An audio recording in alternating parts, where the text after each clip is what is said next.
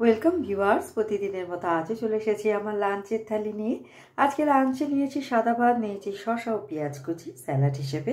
প্রথম পাতে খাওয়ার জন্য নিয়েছি মূলোর শাক ভাজা, যেটা আমি কালো জিরে শুকনো লঙ্কা ফোড়ন দিয়ে নুন হলুদ ও সামান্য মিষ্টি দিয়ে রান্না করেছি।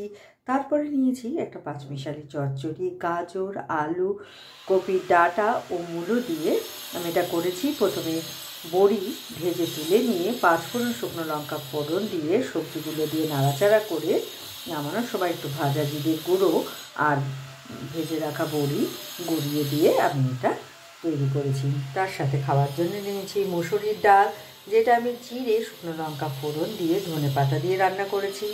নিয়েছি ডিমের কারি, যেটা আমি ফুলকপি আলু টমেটো দিয়ে আদা জিরে লঙ্কা বাটা দিয়ে রান্না করেছি। নামানোর সময় একটু গরম মশলাটা দিয়েছি আর শেষ পাতে নিয়েছি টক দই।